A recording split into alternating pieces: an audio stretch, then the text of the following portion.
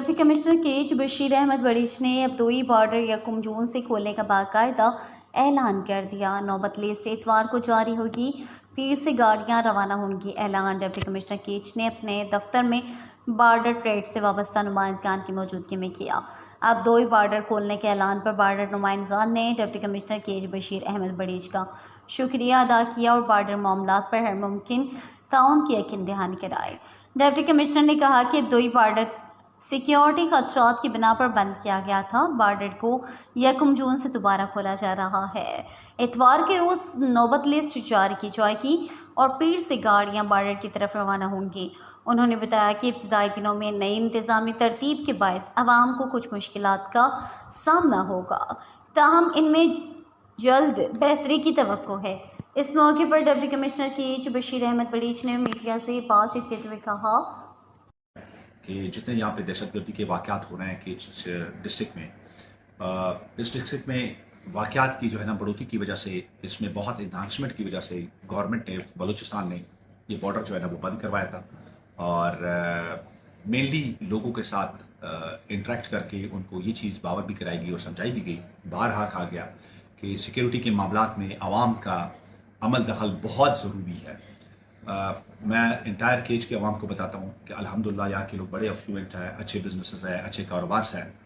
तो इस कारोबार को दवाम पहुँचाने के लिए अवाम के जो है वो गवर्नमेंट के साथ होना बहुत इम्पॉर्टेंट है, क्योंकि गवर्नमेंट और अवाम सारे के सारे हैंड इन ग्लव्स इकट्ठे होकर चलते हैं।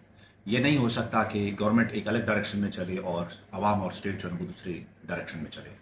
तो हम ये एक्सपेक्ट करते हैं पूरी की पूरी केज के अवाम से कि जितने वाक़यात हो रहे हैं टेररिज्म के ऊपर, इनके ऊपर नज़र रखें, गवर्नमेंट के साथ जो है वो कोऑपरेट करें इस मामले में और इन तमाम जो लॉ एंड ऑर्डर की सिचुएशन बनी है इनको कम करने में अपना किरदार अदा करें। बिकॉज ये सोसाइटी, ये घर, ये केज का डिस्ट्रिक्ट, ये हमारा डिस्ट्रिक्ट है और हम सब ने मिल के ही उसको बनाना है।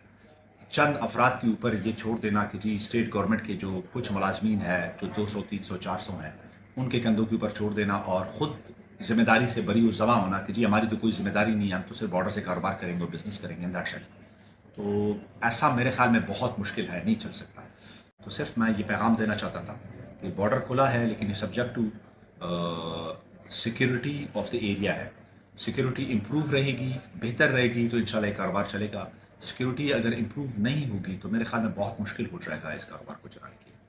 तो मेरी आप सब से ये गुजारिश होगी कि तमाम जितने भी केज के अवाम हैं वो कोऑपरेट करें, क्योंकि गवर्नमेंट ऑफ बलूचिस्तान और गवर्नमेंट ऑफ पाकिस्तान इस चीज़ के ऊपर भी बहुत स्ट्रिक्ट है कि ये जो दोनों लॉ एंड ऑर्डर है और कारोबार बिजनेस है, ये है साथ बाई साथ जो है वो चल नहीं सकते, पैरेलल जो है वो चल नहीं सकते। तो यही मेरा पैगाम था केज के अवाम के लिए और एक बार फिर मैं केज के अवाम को बहुत बहुत मुबारक देता हूँ। अपने बिजनेसेस करें, अपने कारोबार करें।